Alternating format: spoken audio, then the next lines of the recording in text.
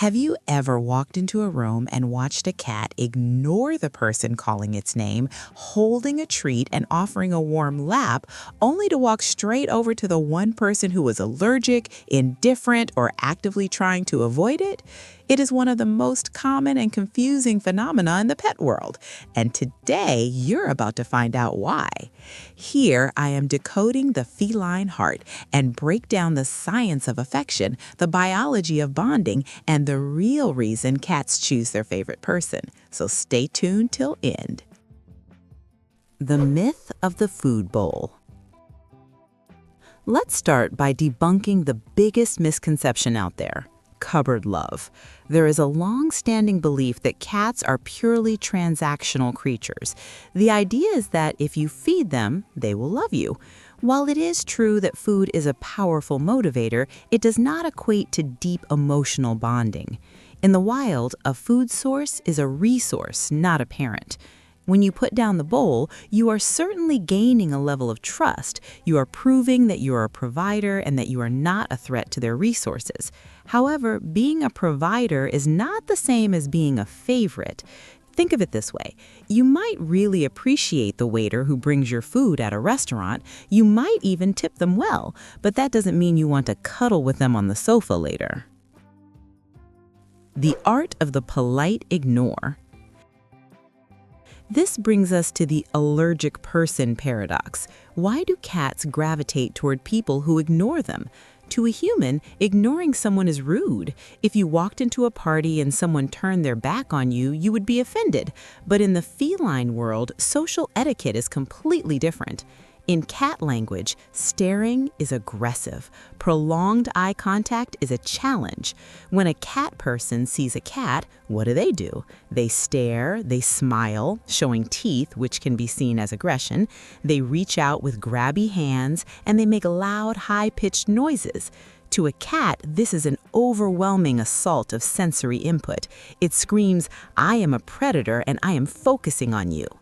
Now, look at the person who doesn't like cats. They avoid eye contact, they keep their hands to themselves, they sit still and look away. To a cat, this body language screams safety. It says, "I am not a threat, I am respecting your space." This polite ignore makes the cat feel safe enough to approach and investigate. The cat chooses this person not to annoy them, but because they are the least threatening object in the room. The importance of predictability. If there is one thing cats crave more than tuna, it is routine. They are creatures of habit who rely on predictability to feel safe in their environment. This biological need for order plays a massive role in who they choose as their favorite human. The favorite person is often the one whose behavior is consistent. If you are prone to sudden outbursts of laughter, erratic movements, or changing your schedule constantly, you might be stressing your cat out without realizing it. On the other hand, the person who sits in the same chair every evening, wakes up at the same time, and moves calmly through the house becomes a pillar of stability. This is why you often see cats bonding with older family members or introverts.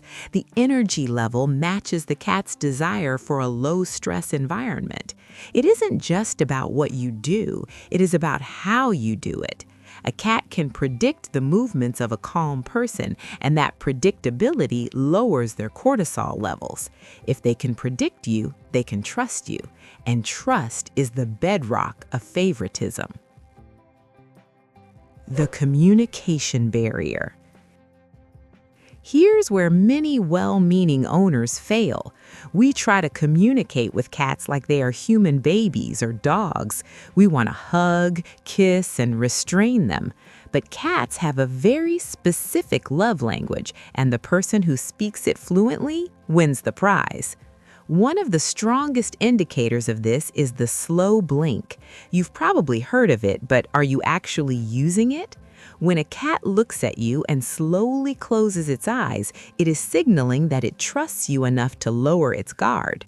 The favorite person usually reciprocates this naturally. They don't stare, they offer soft, sleepy glances.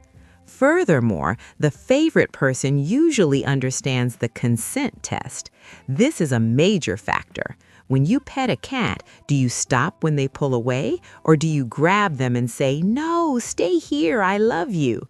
The person who respects the cat's bodily autonomy, who stops petting when the tail starts to flick, who doesn't pick the cat up against its will, is the one the cat learns to respect in return. It creates a feedback loop. The cat knows that interacting with this specific person won't result in being trapped, so they initiate interaction more often. The scent of safety. We cannot talk about attraction without talking about smell. Humans are visual creatures, but cats live in a world of scent. Their sense of smell is 14 times stronger than yours.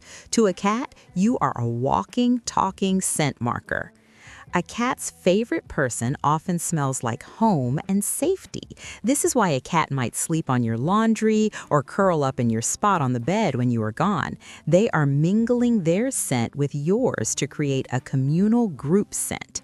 This is a behavior known as allo-rubbing in the wild, where cats in a colony rub against each other to establish a pack identity. If you are the favorite, your cat is essentially marking you as their property. But here's the interesting twist. If you wear strong perfumes, use harsh lotions, or come home smelling like other animals, you might be disrupting this bond. The favorite person usually has a scent profile that is consistent and not overpowering. It's a biological chemistry that makes the cat feel grounded. The energy match. Have you ever noticed that high-energy cats sometimes love high-energy people, while lazy cats prefer couch potatoes? Or sometimes it's the complete opposite. This is about energy matching, but it's not always a mirror image. A shy, nervous cat will almost always choose a quiet, low-energy human because that person acts as an anchor. A boisterous, playful Bengal or Siamese might choose the most active person in the house because that person represents stimulation and play. The cat is analyzing the vibe of the human. They are incredibly sensitive to emotional states. If you are stressed, anxious, or angry, your cat can sense the tension in your muscles and the change in your pheromones. They will avoid that energy. The favorite person is often the one who is emotionally regulated around the cat. They provide a calm harbor in the storm. If you are constantly trying to force affection when you are stressed, the cat will associate you with that stress. The role of early socialization. Sometimes the choice isn't about what you are doing now, but what happened years ago. The critical socialization period for kittens is between 2 and 7 weeks of age. If a kitten had a positive experience with a man with a beard during this time, they might grow up to prefer men with beards. If they were handled gently by a child, they might prefer children. This creates a bias that is hard to break. If you adopted an adult cat and they seem to prefer your partner instantly, it might simply be that your partner reminds them of someone who was kind to them during their formative weeks. It isn't a rejection of you, it is a memory of safety. However, don't lose hope if you aren't the chosen one yet. This historic bias can be overwritten, but it takes time. It requires you to become the source of all good things, play, treats, and safety over a long period to rewire that association. The secure base effect. Psychologists talk about the secure base effect in human children, the idea that a child can explore a playground confidently as long as they know their parent is sitting on the bench. Surprisingly, studies have shown cats view their owners in a similar way. A study from Oregon State University proved that cats form secure attachments to their owners, indistinguishable from human infants. The favorite person is the secure base. This is the person the cat runs to when the doorbell rings or when the vacuum cleaner comes out. Being the fun parent who plays with the laser pointer is great, but being the protector is better. If you are the one who rescues them from a scary situation without being the cause of the scare, you gain massive points in the hierarchy. The favorite person is the shield against the chaos of the world. The morning routine factor. There is a specific time of day that heavily influences favoritism: the morning. In the wild, cats are crepuscular, meaning they're most active at dawn and dusk. This is when they hunt, eat, and socialize. The person who interacts with a cat during these peak active hours often builds a stronger bond. If you're the one who wakes up and immediately engages in a small play session or a grooming session while the coffee brews, you are tapping into their natural biological rhythm. This is different from just dumping food in a bowl. This is about shared activity during their awake time. If your partner feeds them but you play with them at 6 a.m., you might actually edge out the food provider because you are participating in a bonding ritual during their most socially active window. Physical contact preferences. Every cat has a petting map, areas where they love being touched and areas that are off limits. The favorite person is usually the one who has memorized this map. Most cats love being scratched around the cheeks, chin, and base of the ears because these are where their scent glands are located. When you scratch them there, you are helping them spread their scent onto you. It feels good physically, but it also feels good socially. The person who touches the forbidden zones, the belly, the paws, or the tail, is quickly demoted. The belly is the most vulnerable part of a cat's body. Exposing it is a sign of trust, but touching it is often viewed as a betrayal of that trust. The favorite person knows that a displayed belly is for looking, not for rubbing. The sound of your voice. Believe it or not, the pitch and tone of your voice matter. Studies suggest that cats tend to respond better to higher-pitched, softer voices. This might be why many cats gravitate towards women or people who use a gentle baby voice. However, it is more about volume than pitch. A booming, deep voice can cause vibrations that are physically uncomfortable for a cat's sensitive hearing. If you are a naturally loud talker, you might be accidentally startling your cat. The favorite person usually speaks to the cat in a soft, murmuring tone. This mimics the soft chirps and trills mother cats use with their kittens, triggering an instinctive feeling of comfort. Are you the spare human? So, what happens if you realize you are not the favorite? What if you are the spare human? Firstly, don't take it personally. Being the second favorite is still a position of honor. Cats often have different people for different needs. They might have a play person, a cuddle person, and a food person.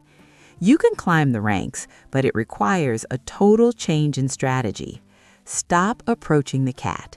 Ignore them completely for a week. Let them come to you. Keep treats in your pocket and only dispense them when the cat initiates contact. Learn their body language. Blink slowly. Be quiet. It is about changing your vibration from needy to safe. The final verdict. Ultimately, the reason cats choose their favorite person comes down to one word: respect. They choose the person who respects their boundaries, who respects their need for predictability, and who respects their unique language. It isn't about who buys the most expensive toys or who opens the can of tuna the fastest. It is about who makes them feel seen, safe, and in control.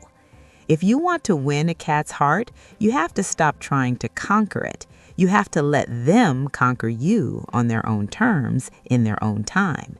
And when that moment finally comes, when they walk past everyone else in the room to curl up on your lap, you'll know you didn't just buy their love with treats. You earned it.